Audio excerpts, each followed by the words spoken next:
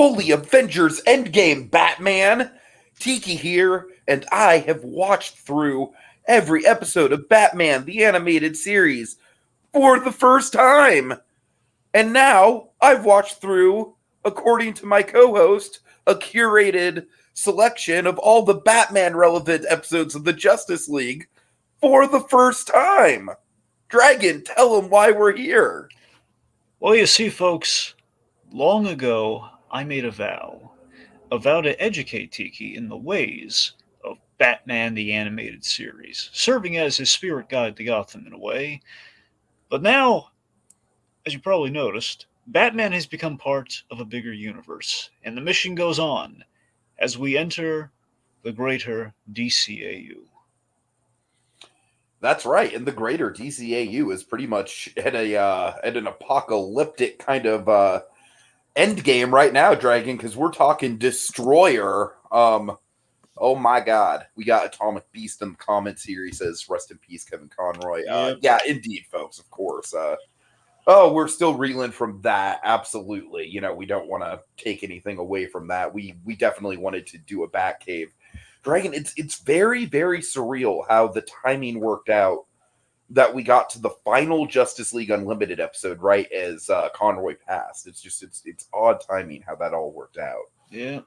But indeed, Dragon. So I watched a three-parter curated by you. Let's see. What was the first one that you sent me to? The Brainiac one. Yeah, so I sent you Divided We Fall, which was the finale of Justice League. Well, just call it JLU Season 1 because I hate the way they split that up. Let's just say overall Season 1 of Justice League Unlimited. That is like the big payoff to the Cadmus stuff. Not epilogue, because in case anyone's wondering why we're not talking about epilogue, that's going to be at the very end of things, okay? So don't worry. Regardless, so that's very much kind of like explains the whole why Luthor is looking for Brainiac, because Sure. that was kind of the big payoff there. You revealed where Brainiac was the whole time, and what I mean, just the whole thing with Luthor and in Brainiac's body and everything. I mean, it's almost like a body horror episode in some ways. It's crazy. So I made you watch that mainly so you know why Luthor's going so crazy over Brainiac, but more so why Luthor got a taste at godhood. So basically, he was better than Superman for a moment, and he's kind of been hooked on that. And then you have Alive, which very much leads into this. It kind of shows you how we get here. Which is a very unique episode because it's all supervillains all the time. Yeah. Not a single hero in sight. Nope, not a single. Well, until the very end, but yeah. Right. Because they have to get the Justice League in there somewhere at the very end. So yeah, overall, Dragon, and then going into this, I definitely think that the three-parter you sent me, especially of course the two-part kind of finale.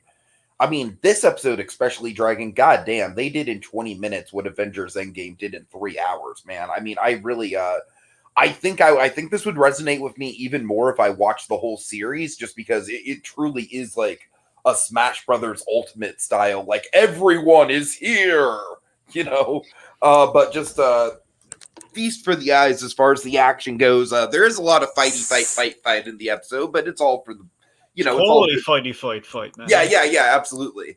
And I think the big thing about this episode is, in spite of the whole "everyone is here" quality, the episode really does center down to Lex, Batman, and Superman, and those are kind of like the three main characters of the whole universe in a way. And I love that.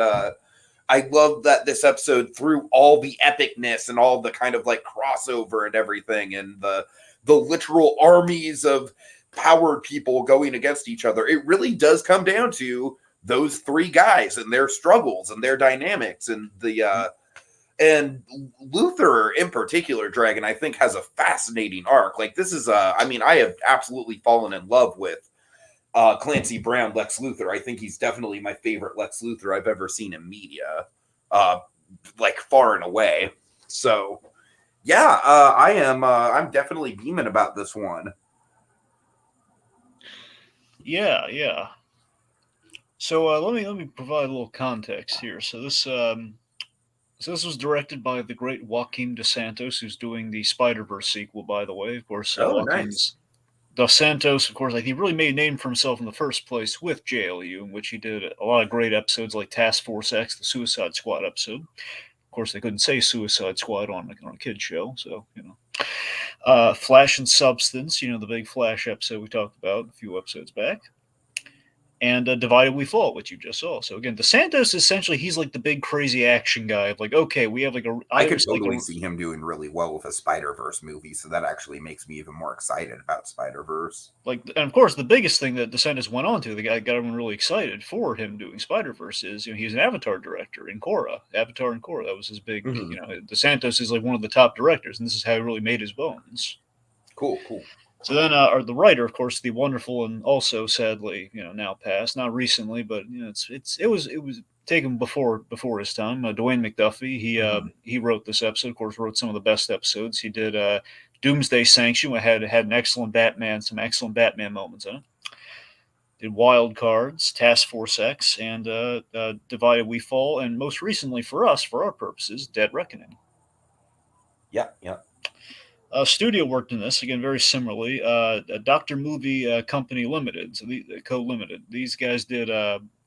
They started with Mystery of the Batwoman, which basically was kind of like a testing ground, which then brought them to JLU predominantly. That gets them, Task Force X and Divided We Fall and Dead Reckoning. Again, it's kind of just going for kind of similar. You see, like there's kind of some favorites here. You see, there's kind of a little trifecta going on between DeSantos and and Dwayne McDuffie and Doctor Movie Go. All right, so there's not a whole lot of context beyond kind of the names behind the episode here. But Dragon, really quickly before you get into the background, Tom Geese has a few questions, and I think you're way more qualified to answer them than I am. So I'm just gonna. It's kind of like you can see the comments, right? Yeah. Okay, it's kind of like a multi-part comment, so I'm not gonna pull it up. I'll just let you kind of address it really quick. All right, let's see. So one mystery that hasn't been revealed is the Brainiac hallucination and why Lex stopped seeing it. Well, it's kind of he goes on to say, at first I thought it was as Grodd using his mind control powers, but Darkseid had a hand in it. I think is what he meant there. Maybe Darkseid had some astral form and manipulated Lex. The astral form means someone can exist as a spirit without a body. So that's the interesting thing. So there's actually few things. So the idea is, of course, after the end of the first season of Justice League Unlimited, Brainiac and Luthor were separated. He's basically been trying to track down any remnant of Brainiac he could, because he knew about what happened in season 2 of Justice League when Darkseid and Brainiac teamed up and they double crossed each other and Brainiac blew up. So he knows that there are pieces of Brainiac in space, and essentially that was what he was paid with. Here's a piece of Brainiac, and maybe if we work together. Brainiac in space. So I don't know why I did that. I'm sorry. So periodically he would hallucinate that Brainiac was there, basically kind of like communicating with him through the technology, and he basically is like, we can work together again. You just have to revive me. So it's a question of how much of that was Luthor being crazy, and Atomic Beast posits that was Grodd getting in Luthor's mind. Now I don't think that was the case. I think it actually was. It's a question of psychosis on Luthor, but I think more so it was. I don't think it was Darkseid reaching out to him, because I think honestly what happened was Tala. The fan theory in the writers' room that I like to think is true is that it was Tala's screw you to Luthor when Luthor was about to kill her. It's like, you want me to summon Brainiac? Screw you! I'm going to summon the other guy who's there somewhere. I'm going to bring back Darkseid via Brainiac. Yeah. Because you'll notice Darkseid is coated in Brainiac material. So I like to think Brainiac is technically revived through Darkseid, and instead of having fused with Luthor like he did before, he is now fused with Darkseid. Ergo, no more hallucinations because Brainiac is back. Whether because Luthor has put 2 and 2 together psychologically, or because, Brainiac is not reaching out to him because he is brought back with Darkseid. So there's my long, drawn-out answer on that. And that's why I knew that you would be the one suited for that question, Draken. Thank you very much. Yeah. All right. Okay, so yes, any background you have on this, and then we can dive right into the recap? There's not a whole lot. I'm just going to restate it for the last time because it is very appropriate, given this is the end-all, be-all. So time after time, as I've said before, Bruce Timm and company, they had no idea. Kind of like Korra, kind of a precursor to that. They had no idea they were coming back in terms of like, okay, this is probably going to be the last go. Is we're going to destroy the Watchtower. Mhm. Wait a minute, they want us to come back. Okay, we're going to do the Watchtower in space, but not just that. Like 52 members. We're going to do a full lineup of them. We're going to do Cadmus. Going to squeeze in some Doomsday in there. Going to throw in some Suicide Squad. It'll be awesome. President Lex. What could go wrong? This is wonderful. So again, it's like, okay, then we're gonna have the end all be all, in which we're gonna do a little epilogue of things. Though literally, we're gonna do an episode that is like the full on an end of the entirety, bringing it completely full circle to the DCAU. How could they possibly bring us back after this? Hey guys, you want to come back for more? Oh God, what do we do now? We've done everything. It's just okay. What's the one thing we haven't done? Well, Legion of Brainiac. Doom. Yeah. So, Or I'm well, no, sorry, not Dark Side, yeah. well. That's the thing. Dark Side, they kind of did two of the three parts. So they had kind of the realization of, okay, well, there's two things we have left possibly to do. We've strived so much in the early seasons of Justice League not to do Super Friends. That was the mantra, not Super Friends. So what is the one thing we can do? We can legitimize Super Friends. We're going to do the Legion of Doom. And on the flip side, well, we told this kind of this dark. We could basically have a trilogy of Dark Side because we had part one with Superman the animated series, we had part two with Justice League. What's left? Well, let's get some closure on Dark Side. He's kind of our ace in the hole. He's like the biggest threat. He's our Thanos. He's the cooler version of Thanos. Mhm. Yeah, so we did that, and of course the season's kind of rife with like basically it's the bucket list season. Which what are the things we haven't done? Well, let's do the Flash Museum, let's do Dead Man, let's do basically a bunch of cool like Hawkman for we never did Hawkman. Let's do that properly. So yeah, that's pretty much it. And I guess most recently there was a revival comic, much like now there's a revival comic for Batman the animated series. There is one for Justice League Unlimited, which I don't know if it's going to come back for more, but they did like a little kind of like 7 issue thing from J.M. DeMatteis. Cool. So yeah, Yeah, and I gotta say, just the ending of this episode, which obviously we'll get to, I think is like really just goddamn just a perfect note, just a pitch perfect like Dragon. I'm gonna bring back an old favorite. All right, it's a Kevin Smith fucking credits moment for me. yeah, that it is. All right. Okay, so again, we're gonna mainly key in on the Batman stuff, and there was a lot of fight in this, but we're gonna kind of cover like in broad I have a strokes feeling up to this is that. going to go by quick, but yeah, Yeah. there is a lot of quality fighty fight. So I guess just the broad strokes and getting to like the real meat of our conversation here. So we start with a flashback of how the heck Luthor and company and the Legion of Doom survived Darkseid blowing up, giving him the gift of a quick death. Thankfully, Sinestro and Star Sapphire saved him with a little last minute, little kind of little Yellow Lantern ring action. Mhm. Light Ray showed up. This is always funny how Luthor's saying, "Oh yes, the kindness of strangers helped us." Like Light Ray's Right, actually right, showing right. up. It's like the guy actually is like trying to help, and they just kill him and take his shit. Yeah. Well, I have to hope that he's not dead, but we don't see his body, so that's and I love also the fact that Luther technically did not lie. that's the thing. He didn't show up, and he did help them, but then they knocked him out and possibly killed him, as It's Don a Beast midi. brings up. It's honesty by way of omission, Dragon. Yeah, and of course that's Rob It's like Paulson, the but Walter White tactic. no, he barely says anything except from grunting when he gets knocked out, so they probably didn't bring him back. But Light Ray is traditionally Rob Paulson, so. Uh-huh. Anyway, yeah, so Light Ray gets knocked out. They steal his mother box, and that's how they got back. All right. So the point being, they come to warn the Justice League that Darkseid's coming to Earth to destroy it. Hence the Destroyer title. They thank him for the heads up, and they're about to put him in holding cells, which is a problem because wait a minute, we just saved you in a sense. We gave you a heads Yeah, up, but oh yeah, but you also unleashed Darkseid. You're going to holding cell, buddy.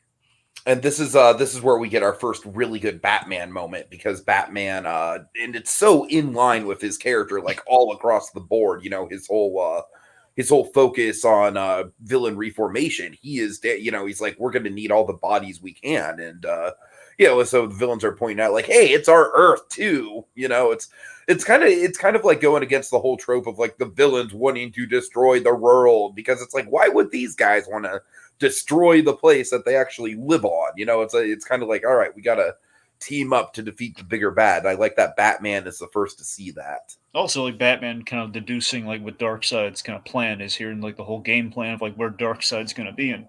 never think recently hears like boom tubes. Like Batman's first line of the episode. Boom tubes. Right. So then basically it's an Omega level threat. We have mass If teleportings this of was the a Justice. Weird Al parody, Batman would be like, boob tubes. Okay. I'm sorry.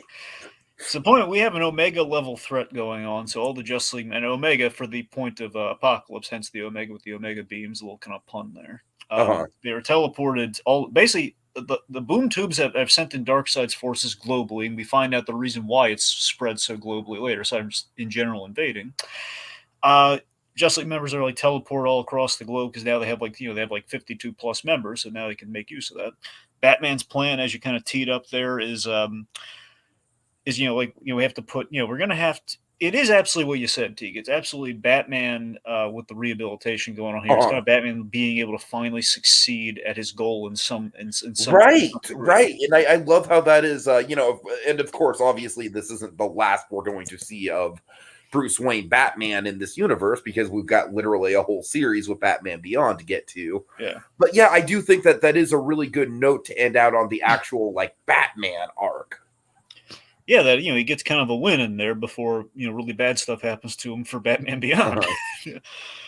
But yeah, so he's just going on saying like, gigantic. She has a point. We need all the bodies we can throw at this, and of course, Superman of all bodies, and Superman of all people. He's shocked. He's like, it's Lex flipping Luthor. It's so I love Lex flipping Luthor. That's a great Superman line. I love the reversal there, where only in Justice League with Batman's arc at this point could you buy that he would propose this and Superman would be opposed to this. Totally, it would be completely reversed. And of course, Luthor makes it clear. Let me be clear. We're not here to help you save the world. You're here to help me get revenge on Darkseid. And when this is over, it's business as usual. And Superman's like, I wouldn't have it any other way. So basically, let's see. So the villains again, they're put on teams with basically Justice League members as chaperones. Essentially, Batman Batman is sure to send Superman Lex to the mothership because that's where Darkseid is. Of course, is parked right at Metropolis under the Daily Planet.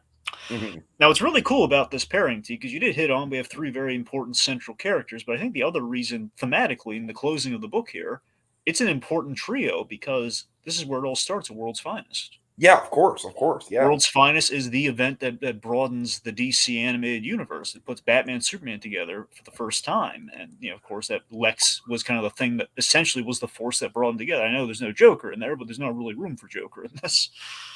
Yeah, Joker technically, he had his last, death, quote unquote, right before this happened. Well, I mean, Joker was rendered brain dead before this. Oh, okay, got it. But again, now ideally that wears off, so he'll. But again, they always left it vague. I assume that after this is when Return of the Joker, the flashback and Return of the Joker happens. The Joker's still sure. So he's not. The point being, he might be brain dead or he just might be in Arkham right now. He's there. Either way, we really didn't need him for this. No, of course not. No, here would have just kind of clogged up space. That's the thing. You need a trio, and that's the thing. It just would have been, it wouldn't have fit. Yeah. Point being, it's the World's Finest reunion, the first crossover that made all this possible. That's really cool. Anyway, so then we have some suit-up action going on. Everyone's running in dramatic, kind of cool comic book poses. Like the Atom is getting in costume mid-run. You got Stargirl and Stripe. You got the Question walking in an alley. You got Fire and Ice. Now, here's something really cool. Because of the overload of Jack Kirby this episode, because obviously Bruce Timm and everyone and their mother loves Jack Kirby, and we show that here. With all Darkseid and all the New God stuff, that's all Kirby. There are some Marvel nods in this, believe it or not. Pre-Endgame, you have when Ice suits up, it's like Iceman from Spider-Man and His Amazing Friends. Like that's when he suited up. And later on, we have a Captain America nod. Okay, so all right, let's see. So everyone's suiting up across the globe, Hawkman, etc.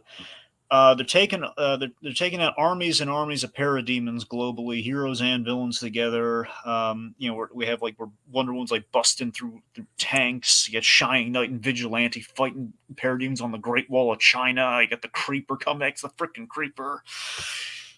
Her name is Giantess, right? Giganta. I'm sorry. Okay, I love the image of her up against the Eiffel Tower. That's a cool set piece. Yeah, for sure. Just wiping off parademons like they're little flies. Yeah. I Yeah, love. just all kinds of cool action set pieces. Like you said, I love Green Lantern and Wonder Woman flying around the Eiffel, or not the Eiffel Tower, the Great Wall of China. Mhm. Yeah, and of course I love like the question driving and like getting the Paradunes and punching him out the Uh-huh. windshield. That's really cool. And like Toy Man with a little Nerf gun that blows him up after he hits him like a little pathetic Nerf dart. But yeah, I mean, just right off the bat, like, we got big scenes going on in Tokyo, the Great Wall of China, the Eiffel Tower. I mean, in all these combinations of heroes and villains. I mean, it is just like straight up like Avengers Endgame level, like right off the bat, as far as like the epic settings and the crossovers. Yeah, yeah. So then we have the trio, man. We have the trio have arrived in the heart of Metropolis, the Daily Planet, symbol of Superman. Which, of course, this is Darkseid screw you to Superman, knowing that his home is in Metropolis and the Daily Planet and all that stuff. So he's very deliberately baiting Superman into finding him. Mm-hmm. So, let's see. So Luthor, he's shooting his guns. Batman's throwing exploding batarangs. Superman with some heat vision going on there. And then, of course, Luthor's. Is there a plan here? There was kind of like a sardonic to respectful arc with Batman to a degree here. Yeah, yeah, yeah. Then Batman, of course, is take out the small fries until we attract the big fish.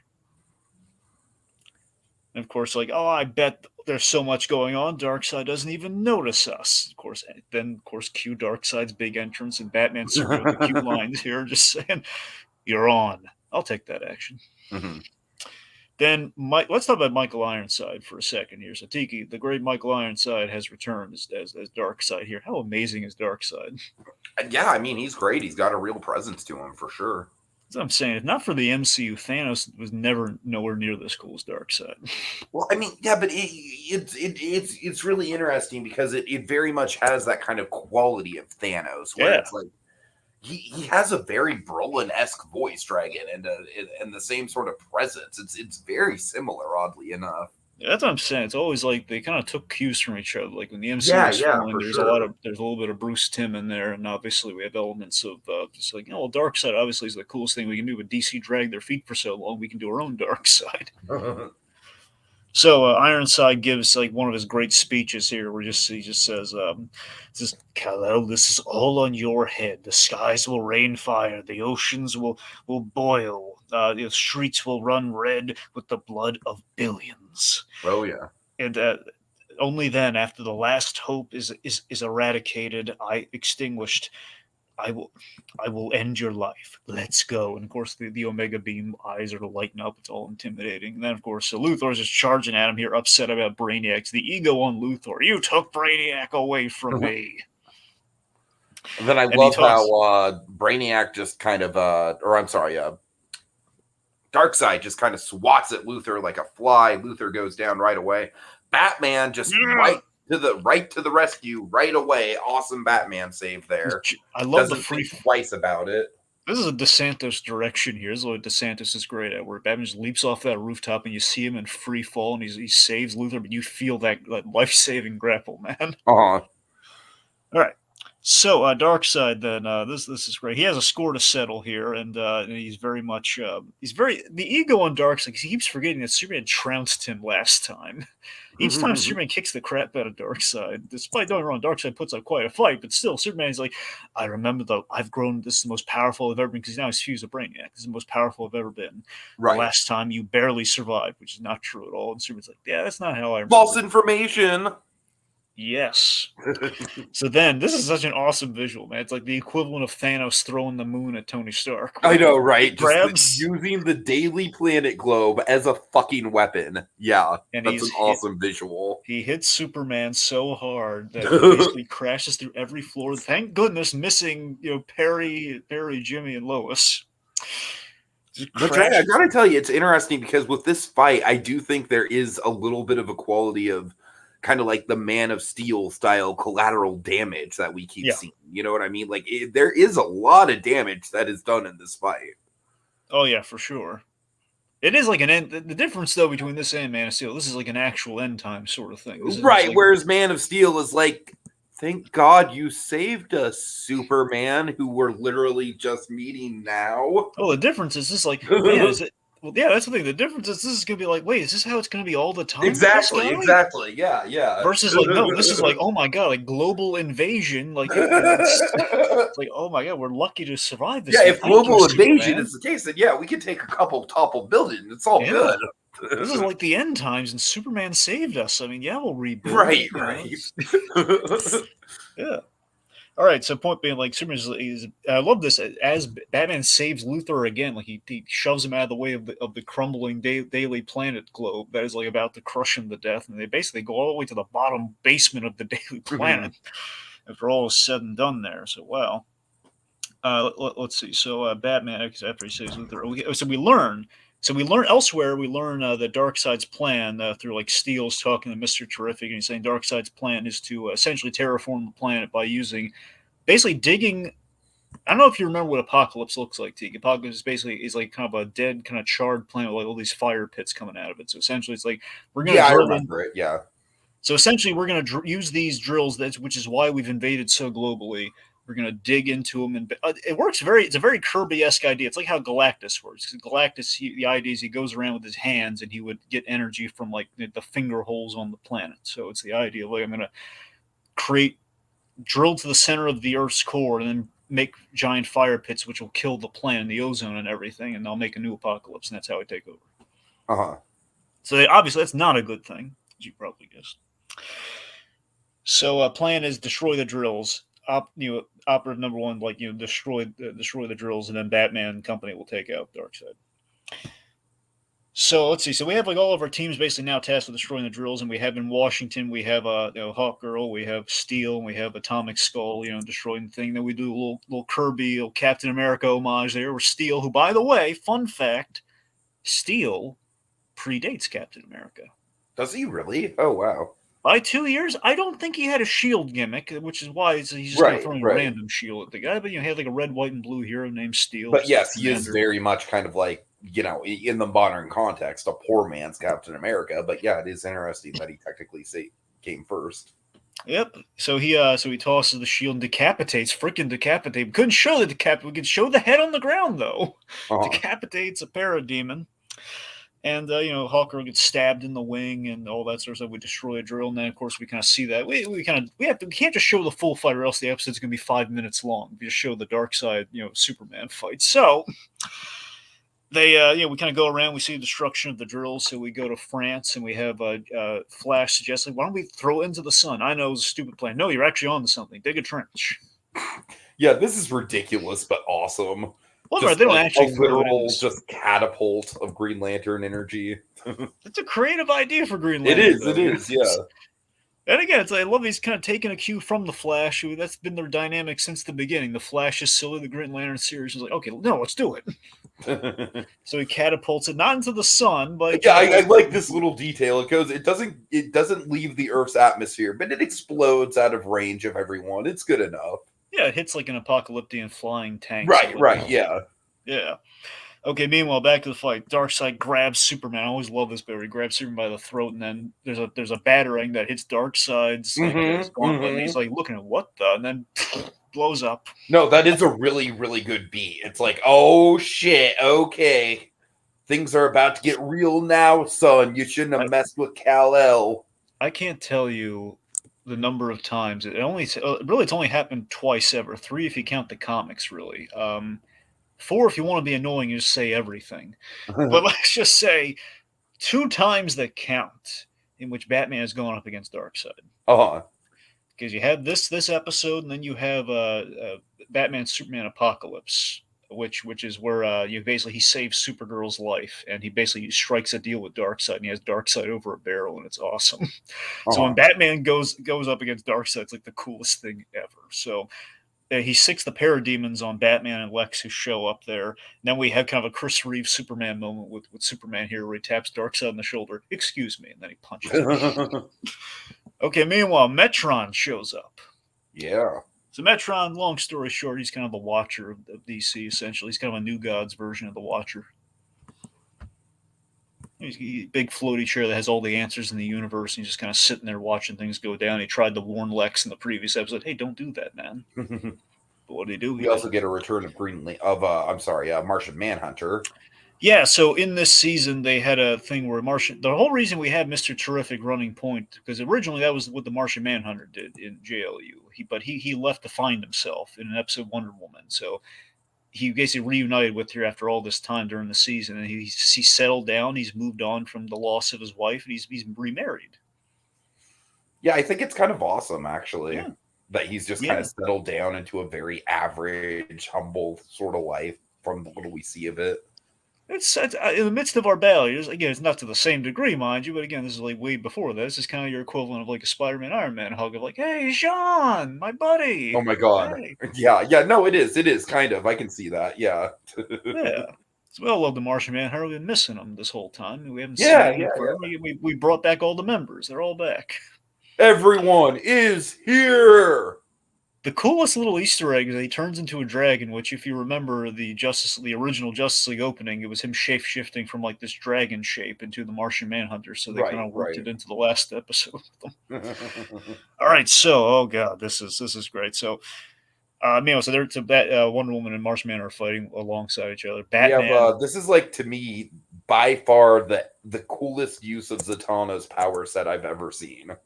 Oh yeah, she turns Just all. turning a bunch of parademons into doves, putting the doves in her hat, and then firing those hats like a freaking jet or like a like a Bazooka. laser at a parademon ship. Like awesome, man. Like Yeah, that's the kind of shit that would have made for an awesome Zatanna movie if it didn't get canceled, which it did. yeah. Oh yeah. Curse you, Zaslav! I know, right? Bad Zazzy! It's crazy. It's like Dragon. Who is more evil, Zaslav or Chapek? Well, it's easily Zaslav, Tiki.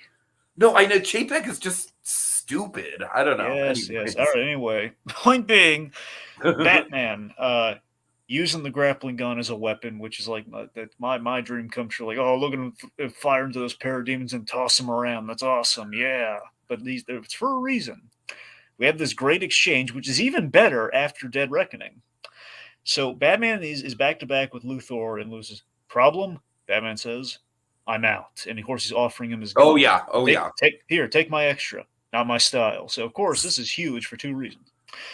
One, obviously the traditional Batman thing. Batman does not use guns. It's kind of a great refresher on nope, not his style. This isn't a cool action. Just like Dragon, it's such an easy writing thing for Batman, but it just works so well given his backstory. Just every time Batman refuses a gun or something happens involving a gun that affects him, it's always just so potent, man. Like it's writing shorthand for sure, but it's effective writing shorthand, I think. The other coolest thing about this, of course, Dead Reckoning, he very recently, not intentionally, he has killed somebody with a gun. Right, exactly. And not only that, Luthor's guns were specifically is what did it. Like literally, Luthor's offering him the same gun that he just recently used to kill somebody. Exactly. So yeah, of course, Batman, not a chance. Like nope. And of course, Luthor's suit yourself. I'm planning on living through this. So Batman then, what does Batman do? Like in response to this, he does something ridiculously awesome. He steals a spear from a parademon, and then with this spear, he runs at full tilt, pole vaults into the big bad himself, Darkseid, and doesn't even like crash land. He does this and then strikes a perfect Olympic level landing. Do you know why he does this, Dragon? Because he's Batman. Because he's the goddamn Batman! Or that, but yes. All right, I'm sorry. If there was any place to put that, it's here, Dragon. So just awesome. Like moments like this are why that moment was made. There is nothing I love more in this earth than well, aside from Batman saving people, than Darkseid giving props to Batman, being impressed by Batman. Right. Because given how out of his gourd he goes over Superman when he's fighting him, so it's the fact that Batman does this and he turns to him and he says, "Flee," and then he fires the Omega beams. So Atonfi says Batman's best feat was outrunning the Omega beam. yeah, that's the thing. So that's like so he outruns the Omega beam and he does the impossible. He just so awesomely he evades the Omega beam by jumping off and right onto a parademon at the very last second leaps off of him and it vaporizes the parademon. Just amazing. that's the thing. Darkseid's Omega beams, they it's not just a straight shot. These things go all over the place and zigzag and everything, which is what killed poor Dan Turpin in Superman the Animated Series. So Batman surviving this is huge, and Darkseid is legitimately impressed. Like, no one has ever evaded my Omega beams before. I wonder if the other is so agile. And of course, he looks to Lex, and he's about to fire up, and Lex is like, nope, he flees. An effective strategy. So, of course, seemingly Luthor is kind of punked out on Superman here. Like, yeah, he's left in the die, which is classic Lex. So, let's see. Meanwhile, but again, Lex, in his fleeing, though, he does end up saving the day. So it's kind of Oh yeah. He's not fleeing Dragon. He's basically kind of like going to an alternate strategy here. So we have Darkseid here saying, "Your friends have abandoned you or fallen before my might. Superman or otherwise, you are merely a man, and I am a god." And he breaks Superman's. Oh, he doesn't fully break it, but essentially does a back-breaking pose, and like it doesn't tickle. Let's say that much. Superman feels that. Like bam, like Bane is like eating his heart out right now. Like, I wanted to do that. And you got, so anyways, of course, as this is happening, Superman's in agony. Lex spots Metron, his old buddy Metron. Mm-hmm. And he demands Metron helps him fix this, and he bets that Metron knows how to defeat Darkseid, which because of his fancy chair, he absolutely does. And Luthor's so ego-driven, he's threatening to shoot a god, very ineffectively, I'm sure. But Metron's kind of charmed by this. Okay, then he teleports him away, which something we should talk about real quick. How great is the music in this episode, Diggy?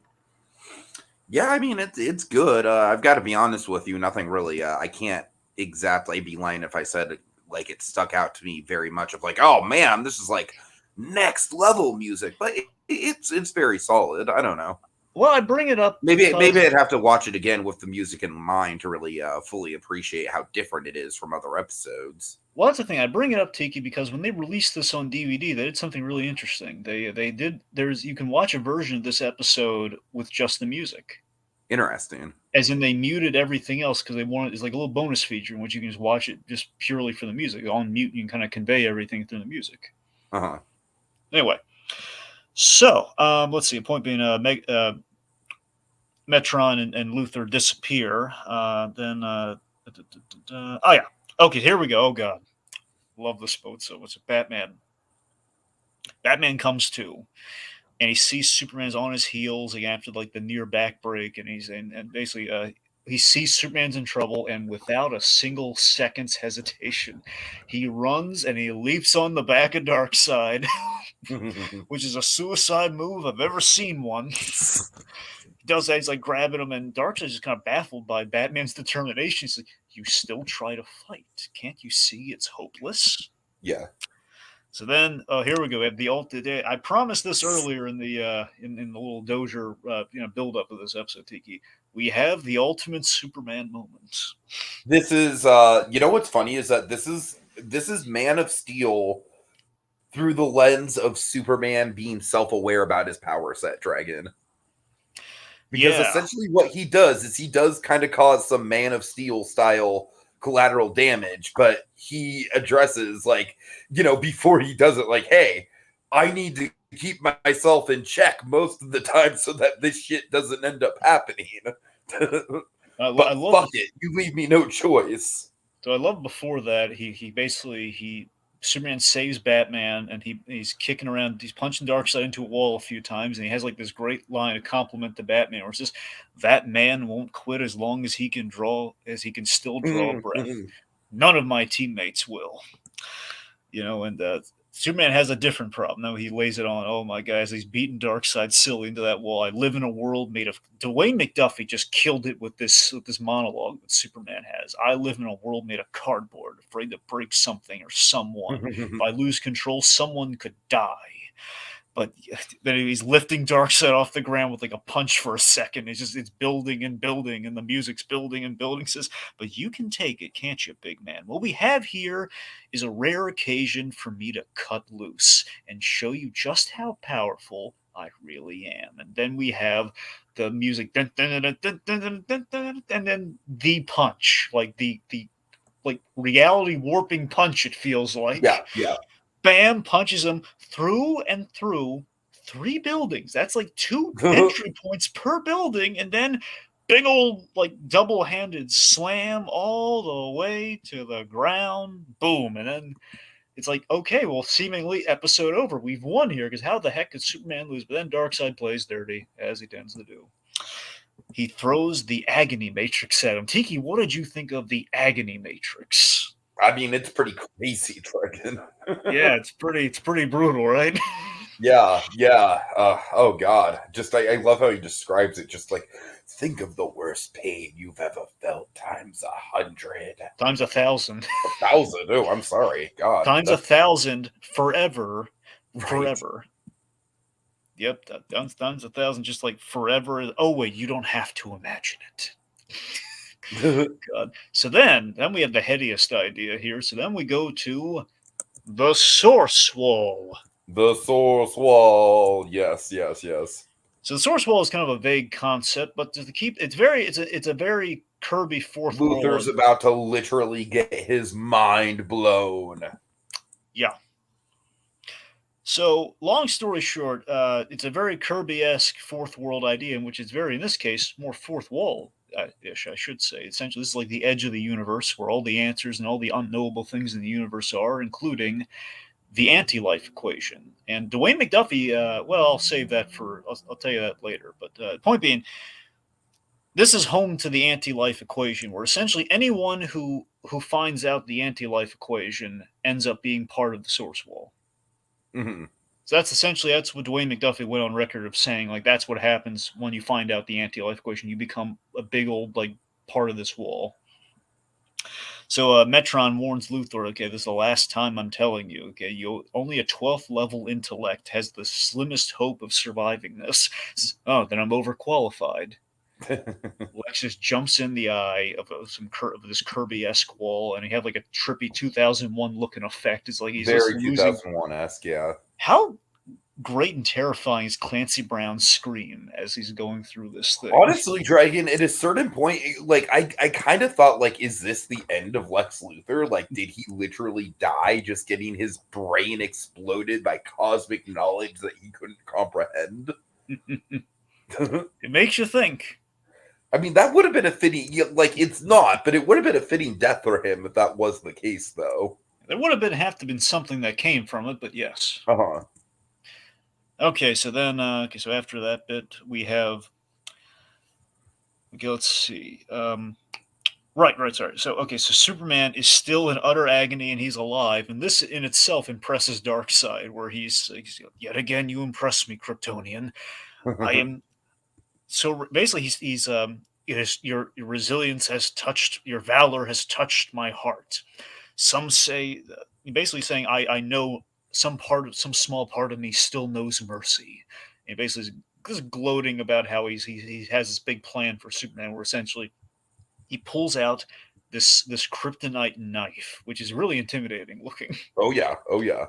He pulls out this kryptonite dagger, and he's like, "I'm going to cut out your heart and put it on a pike in my throne room." Which, and of course, Lex then comes. This is like the coolest Lex Luthor moment ever. He strolls on in, wearing going completely full circle to the beginning of Superman the animated series. Remember, Tiki, he hasn't worn this thing since the start of Justice League. Sure. His first appearance in Justice League. As Just much the as I like, classic suit and tie look. and I love that he calls it, because we see him in literal power suits before, but he's just calling Mhm. he's calling this truly his power suits. Sorry, I'm sorry it took me. Which so honestly, Dragon, I think that's actually a very accurate, like, I don't know. I love that kind of wordplay there. I know. I thought it's great. I just love that. As much as I'd like to see that, you and I have unfinished business, Darkseid. Sorry it took me so long. I had to get my power suit. It's such a great cocky Lex Luthor line. So he strolls up there. Says, "You challenge me? Challenge? Oh, I'm not here." And Clancy Brown is just flawless in this last moment he has. Where he says, "Oh, I'm not here to challenge you," because he goes back to being the businessman he started off as in Superman the Animated Series. It's so full circle and perfect. "Oh, I'm not here to challenge you, Darkseid. I have something you want. The only thing you want." And then we reveal the anti-life equation, which is basically open. He basically holds like looking like a universe in the palm of his hand, like full-on Men in Black style here. He's like, they play this great musical cue to, it's all whimsical and everything. And Darkseid, this brutal new god being, he just kind of drops Superman. He drops the knife. He's like, he doesn't care about Superman anymore. Like all of his attention, this is the thing his whole life's been built around. He's like turns like a little kid at Christmas practically. The anti-life equation. And he walks up, my gift to you. And Batman's on the scene. He sees Superman. He knows, okay, whatever this is, it's not going to be good. And Batman's saving Superman. And I love that Superman, his last moments here, like Luthor basically puts Darkseid's hand on it. So basically, the two of them are being swelled up into the anti-life equation. Superman is like crying, Lex, don't! And Batman's saying, it's too late. And it's going back all the way to World's Finest, where Batman's saving Superman as he's climbing out of this big trench from when Darkseid hit topside. And we just had like this quiet moment between Lex and Darkseid where he just says, it's beautiful, isn't it? Mm-hmm. Yes, it is.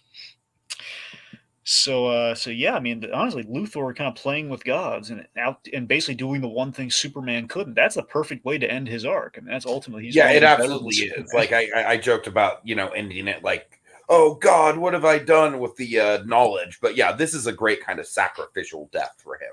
If you think about it, it's kind of the tragedy of Superman is that he never beat Darkseid in all of his. He never truly beat Darkseid in his encounters, and that Darkseid survived that moon that planet blowing up. So he technically Darkseid never went away, and Superman never beat him. And then, of course, always gotta love the Batman saving Superman angle. That's always a cool moment. Oh yeah.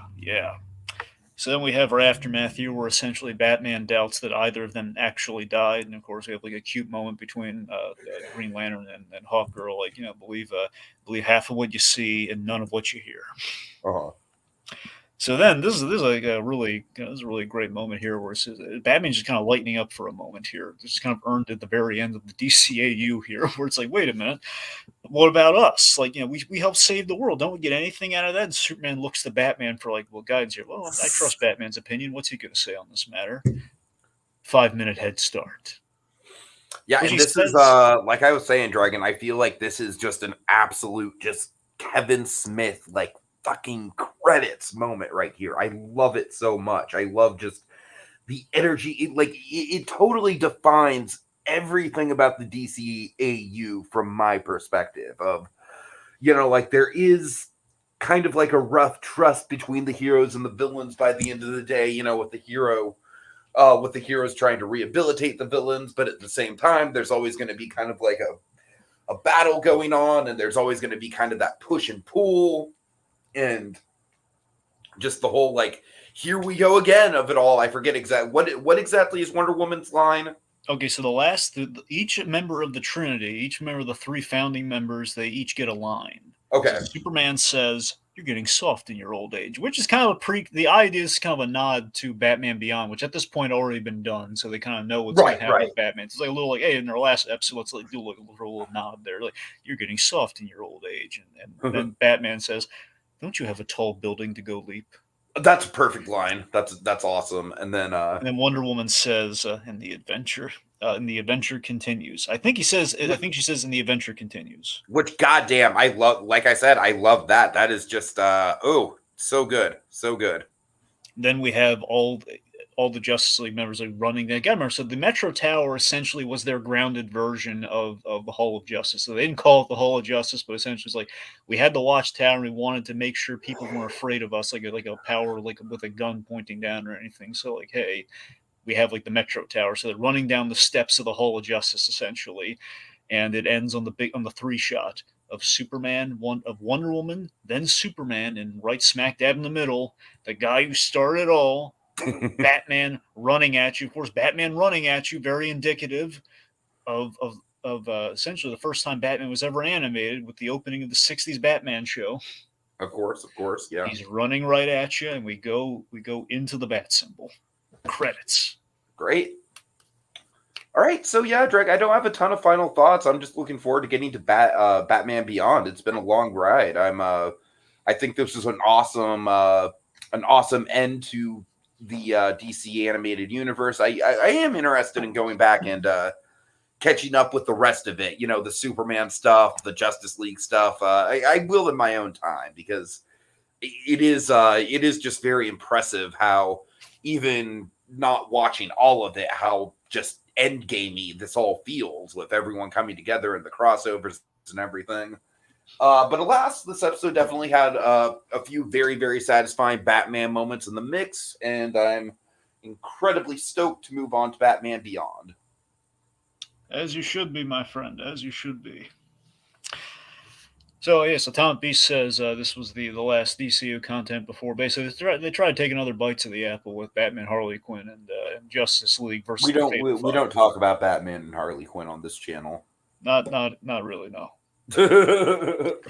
But yeah, Justice League versus the Fatal Five. I did debate working that into our coverage, honestly, but ultimately it just felt like, again, it's kind of in that Batman Harley kind of space where it feels like, yeah, it's, plus it's not like a whole lot of Batman. It's, anyway. Let's see. Okay, so yeah, I mean, overall, this is just seriously. Again, I continue to marvel at just the unprecedented hat trick of the DCAU, where again it was like ending after ending. How can we top ourselves? And they kind of managed to keep topping themselves amazingly. It's like, okay, we're gonna do essentially endgame before endgame. Sure. It's think about it, the MCU that kind of compete with this, they went for a 3-hour movie. Okay, that was like the only way again, it's impossible to top this thing, one could say. It's like, well, the only way you're going to top it, 3-hour movie with everything to bring it all to a close. So yeah, this it does bring good finality for Batman. Not the end of his story as a singular character, but it kind of shows you the growth on the character and shows you, like, he's Batman had some really great standout If moments. anything, it's good finality in terms of the story of Batman working within a team, I think. Exactly, Batman on it. This is, like, honestly, the way I look at this. This is the last kind of happy period in Batman's life. That's kind of the best way of looking at it. In which you have like Batman, very much. We know there's kind of a sad fate awaiting him for the future, which with like a brief, let's say there's a glimmer of a silver lining. I'll say that much. There's kind of an unexpected silver lining in the future for him. But beyond that, it's a lot of darkness in where Batman's story is going. This is like the last glimmer of everything going great for him, and everything kind of like, he's the closest thing Batman's ever going to have to being happy in life. And then, of course, we're gonna set him back and put him on a journey. So this, again, it's a great kind of like look at, like, kind of like Batman in a team show, which is what Batman's inclusion in Justice League has been the whole time. So it was quite the adventure. All right.